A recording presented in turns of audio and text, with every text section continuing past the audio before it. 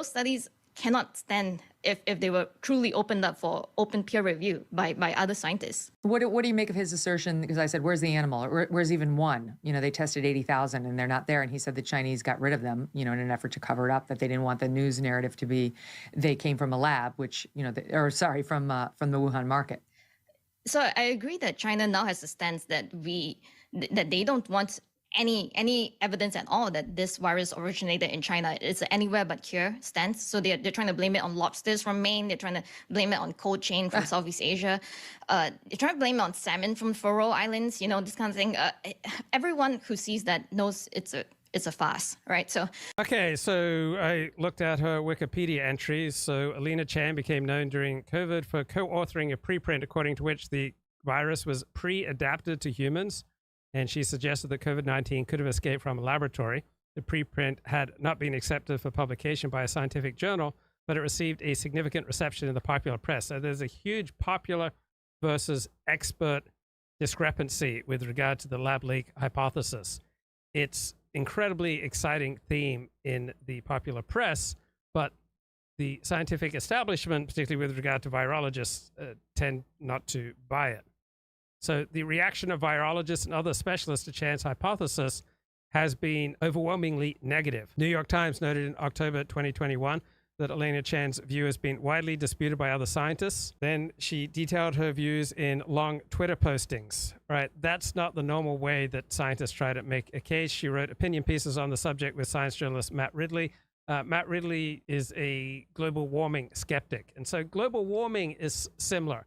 There's an overwhelming consensus among the experts that there's man-made global warming that is leading us to catastrophe. On the other hand, right, their funding, their status, their prestige, their access to pretty young women, their invites to give speeches and to appear in the media depends upon them being right, that we're headed for a global catastrophe and they have the cure. They can show us how not to go there. And so if you're a scientist with a contrary perspective on this global warming hypothesis, you're going to have an impossible time getting funding, because scientific funding is overwhelmingly done by groups, by bureaucracies. And how do you become an expert in global warming? Other global warming experts anoint you as an expert in global warming. How do you become an expert in anything? Other experts note you as an expert, but an expert is someone who knows things that regular people don't know, can't know, unless they put in an equivalent amount of study as the expert. So expertise poses a significant challenge to democracy, and virologists want, maximum freedom for themselves and status and prestige and funding, and they don't like, what Alina Chan is talking about. All right, so she and Matt Ridley authored a book called Viral: The Search for the Origin of COVID-19.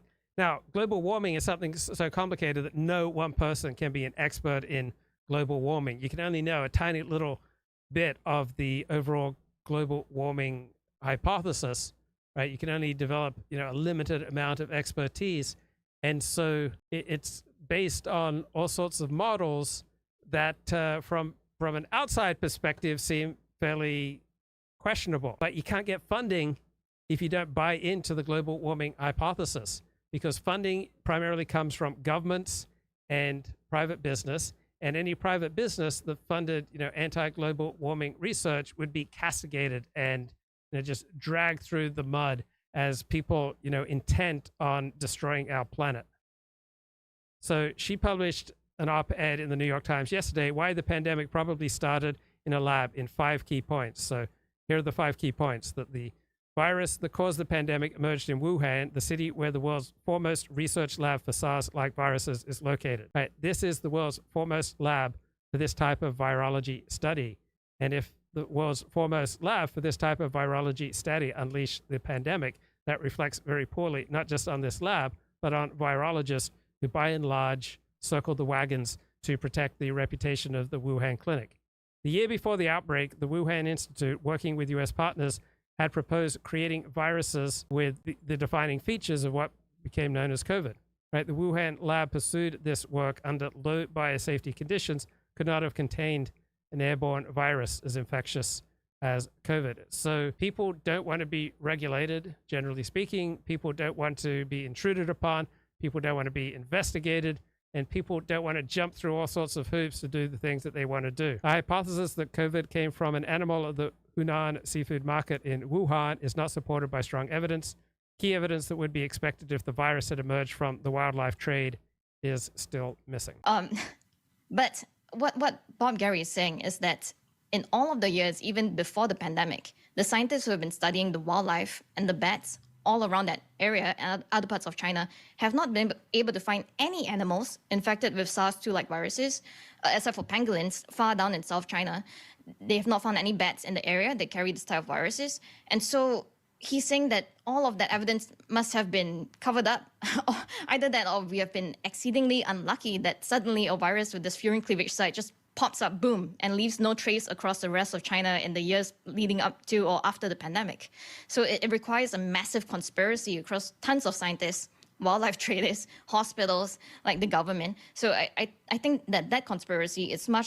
So remember how for years I was on my high horse that the only legitimate grounds for debate are the grounds of facts and the grounds of logic. But then I read a contrary perspective saying that in the real world, we have to often make decisions using a heuristic of how credible are the individuals in whatever matter that we're arguing about. So